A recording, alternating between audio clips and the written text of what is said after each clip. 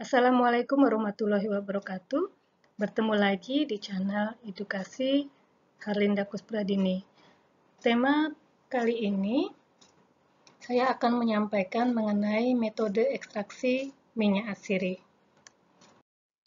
Zat mudah menguap atau yang disebut juga dengan volatile oil atau essential oil merupakan suatu produk yang dihasilkan dari proses metabolisme sekunder pada tumbuhan. Tempatnya berbeda-beda secara morfologis dan dapat diidentifikasi secara histologi. Tempat zat mudah menguap tersebut dapat berada di bagian tumbuhan yang berbeda seperti daun, buah, bunga, akar, biji, resin, rizom atau umbi-umbian, dan kulit, serta kayu. Letak zat mudah menguap ini terletak pada sel khusus atau yang disebut juga dengan sel minyak.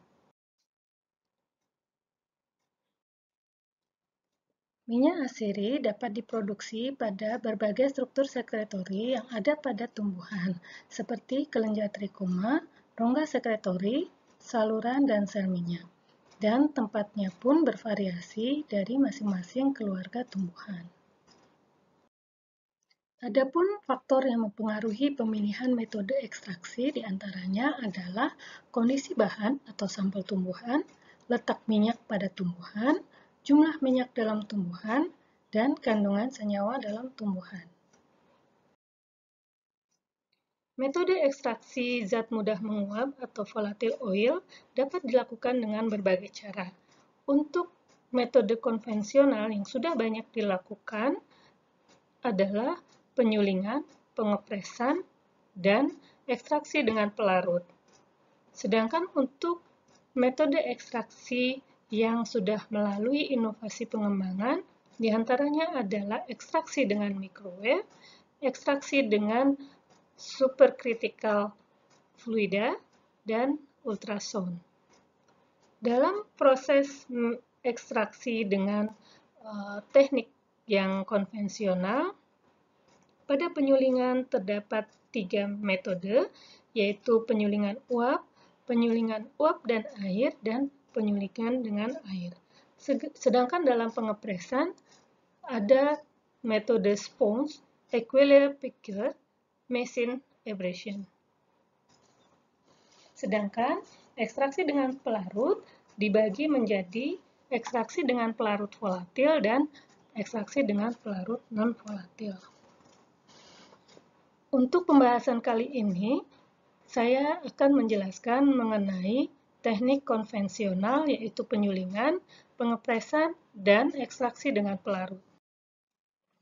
Penyulingan dapat didefinisikan sebagai pemisahan komponen suatu campuran dari 2 jenis cairan atau lebih berdasarkan perbedaan tekanan uap dan titik didih dari masing-masing zat tersebut. Pada proses penyulingan minyak asiri, dikenal terdapat 3 metode penyulingan, yaitu penyulingan dengan air, penyulingan air dan uap, dan penyulingan uap langsung. Masing-masing metode penyulingan ini memiliki kelebihan dan kekurangannya masing-masing. Mari kita lihat pada slide berikutnya. Yang pertama adalah metode penyulingan air atau yang sering disebut dengan hydrodistillation. Selanjutnya ada penyulingan uap dan air atau steam and water distillation. Yang ketiga adalah penyulingan uap atau steam distillation. Dari bentuk alat sulingnya, prinsipnya adalah sama, yaitu penguapan minyak asiri yang akan kemudian melalui kondensor sehingga kemudian minyak dan airnya dipisahkan melalui separator atau alat pemisah minyak dan air. Untuk lebih jelasnya dapat kita lihat di sini mengenai teknik penyulingan uap. Penyulingan uap dilakukan dengan alat boiler sebagai alat bantu yang menghasilkan uap panas. Selanjutnya, uap panas tersebut dialirkan melalui pipa dan dimasukkan kepada alat suling yang menyemburkan uap ke atas hingga mengenai bahan yang didistilasi. Dalam proses penyulingan uap, menggunakan unit pembangkit steam atau boiler sehingga investasinya menjadi lebih mahal. Efisiensi prosesnya menjadi tinggi akibat adanya suhu dan tekanan yang lebih tinggi. Proses penyulingan uap ini cocok untuk bahan yang mengandung pati karena gelatinisasi dapat diminimalisir, tetapi kurang cocok untuk minyak asiri yang tidak tahan dengan panas. Operasi penggunaan penyulingannya efisien, tidak memerlukan tenaga kerja yang banyak, akan tetapi skill-nya harus memiliki skill yang lebih tinggi. Selanjutnya adalah penyulingan uap dan air atau kukus. Pada proses ini, di dalam alat suling terdapat penyangga bahan tanaman atau yang sering disebut dengan sarangan, sehingga luapan air mendidih dan uap panas akan mengenai bahan yang disuling. Bahan tanaman yang disuling diletakkan di atas rak-rak atau saringan berlubang atau yang disebut dengan sarangan tadi. Kemudian alat penyulingan atau kettle penyulingan diisi dengan air sampai permukaannya tidak jauh dari bagian bawah saringan. Mirip dengan alat untuk mengukus atau memasak nasi. Ciri khas model ini yaitu uap selalu dalam keadaan basah, jenuh, dan tidak terlalu panas. Bahan tanaman yang akan disuling hanya berhubungan dengan uap dan tidak dengan air panasnya. Dalam prinsipnya, proses penyulingan uap dan air adalah mengukus bahan tanaman yang mengandung minyak asiri. Investasi peralatan alat suling atau alat penyulingan uap dan air tergolong murah, karena hanya menyediakan tambahan penyangga saringan dalam alat sulingnya. Proses pembersihan bahan setelah proses penyulingan akan berlangsung cepat karena bahan tidak tercelup langsung dalam air panas sehingga lebih cepat jika bahan berada dalam keranjang yang dapat diangkat melalui derek. Selanjutnya adalah proses penyulingan air atau rebus. Pada proses ini, bahan tanaman yang mengandung minyak asiri direbus dan tercelup langsung dengan air mendidih. Bahan tanaman yang disuling mengalami kontak langsung dengan air mendidih. Bahan dapat mengapung di atas air atau terendam secara sempurna, tergantung pada berat jenis dan jumlah bahan yang disuling. Ciri khas model ini yaitu adanya kontak langsung antara bahan dan air mendidih. Oleh karena itu, sering disebut penyulingan langsung. Penyulingan dengan cara langsung ini dapat menyebabkan banyaknya rendemen minyak yang hilang atau tidak tersuling, dan terjadi penurunan mutu minyak yang diperoleh. Metode ini kurang cocok untuk bahan yang mengandung pati seperti jahe-jahean karena akan terbentuk gelatinisasi dan gelembung yang akan mengganggu proses penguapan menuju kondensor. Proses pembersihan bahan setelah distilasi juga terbilang kurang cepat akibat adanya air panas yang langsung mencelup bahan yang digunakan sebagai sampel. Selanjutnya adalah metode ekstraksi dengan pelarut. Metode ekstraksi dengan pelarut merupakan prinsip ekstraksi minyak asiri yang menggunakan pelarut, baik pelarut volatil maupun non-volatil. Pada proses ekstraksi dengan menggunakan pelarut volatil, biasanya menggunakan metode maserasi, di mana prinsip ekstraksi ini yaitu dengan merendam bahan yang mengandung minyak asiri ke dalam pelarut.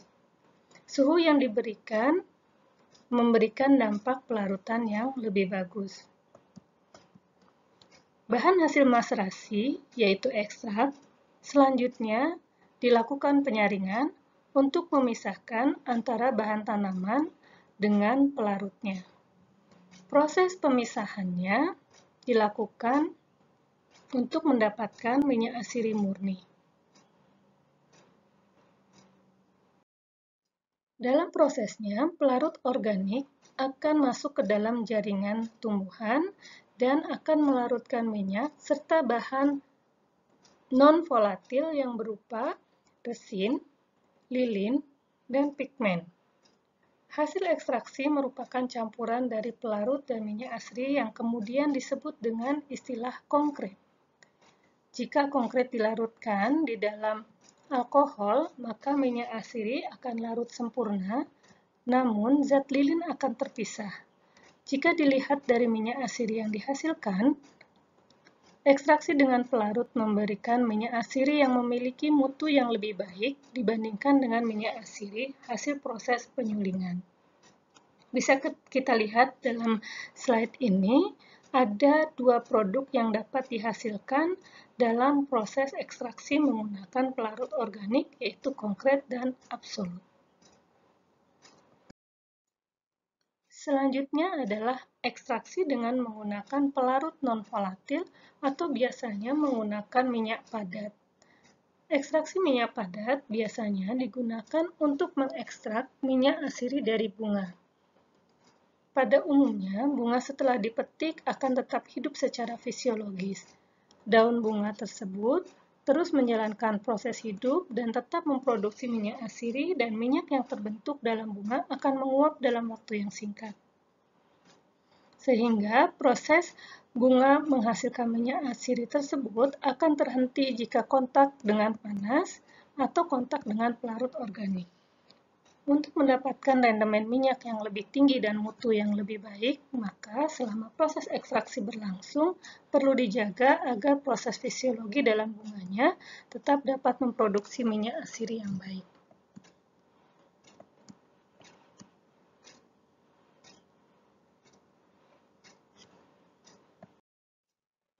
Selanjutnya adalah metode pengepresan. Ekstraksi minyak asiri dengan cara pengepresan umumnya dilakukan terhadap bahan berupa biji, buah, atau kulit buah yang memiliki kandungan minyak asiri yang cukup tinggi. Akibat tekanan pengepresan, maka sel-sel yang mengandung minyak asiri pada tumbuhan akan pecah, dan minyak asiri akan mengalir ke permukaan bahan. Contohnya, minyak asiri dari kulit jeruk dapat diperoleh dengan cara ini. Istilah cold press secara teoritis berarti bahwa minyak ini diperas pada suhu dan tekanan yang rendah. Proses ini memastikan bahwa minyak yang dihasilkan adalah 100% murni dan mempertahankan semua sifat tanaman. Dalam proses pengepresan terdapat metode spons, di mana contoh dalam slide ini adalah lemon. Kulit lemon dikupas, kemudian kulitnya direndam di dalam air hingga terendam penuh dan menyebabkan kulit lemon tersebut menjadi lebih elastis. Dalam proses menjadi elastis, kulit jeruk kemudian dibalik dan dihadapkan dengan spons. Selanjutnya, kulit lemon tersebut diperas sehingga minyak yang ada dalam permukaan kulit tersebut berpindah kepada spons tersebut. Demikian selanjutnya hingga dikumpulkan dari beberapa kulit lemon yang telah direndam dan semua berpindah pada spons. Selanjutnya spons diperas dan dikeluarkan minyaknya untuk mendapatkan minyak atsiri. Selanjutnya ada metode scarification di dalam proses pengepresan, atau istilah lainnya adalah menggunakan alat yang namanya Equilibrium Picker, di mana beberapa minyak asiri yang tidak dapat disuling tanpa terjadi deskomposisi, jadi dilakukan cara yang lain, yaitu misalnya minyak lemon dan minyak jeruk. Di Amerika Serikat, metode umum untuk mendapatkan minyak citrus atau citrus oil, yaitu dengan menggunakan atau menusuk kelenjar minyak dengan menggulingkan buah tersebut di atas sebuah bak yang dilapisi dengan duri-duri yang tajam guna merembeskan kulit ari dan menembus hingga kelenjar minyak yang terdapat pada bagian luar kulit. Inilah yang disebut dengan metode Equelle. Tahap proses penekanan pada buah menghilangkan minyak dari kelenjar dan kemudian adanya semprotan air yang membasahi minyak yang masih melekat pada kulit. Itu akan tersaring melalui tabung yang terpusat sehingga terbuang di posisi tengah alat tersebut. Emulsi minyak air yang dihasilkan dipisahkan dengan proses sentrifugasi. Kemudian selanjutnya ada expression of rasping method, di mana proses ini adalah menggunakan cara memarut kulit luar dari buah lemon atau jeruk, yang selanjutnya hasil parutan tersebut dikumpulkan dan dimasukkan ke dalam kantong yang kemudian diperas secara kuat hingga mengeluarkan emulsi minyak yang kemudian diolah menjadi minyak atsiri. Dan yang terakhir dari metode pengepresan ada proses yang disebut dengan mesin proses, di mana metodenya adalah sama dengan metode pengepresan yang lainnya, hanya saja dalam mesin proses ditambahkan mekanisasi untuk mempermudah proses pengepresan. Demikian tadi pembahasan mengenai metode ekstraksi minyak atsiri secara konvensional. Terima kasih banyak. Assalamualaikum warahmatullahi wabarakatuh. Sampai bertemu di pertemuan berikutnya.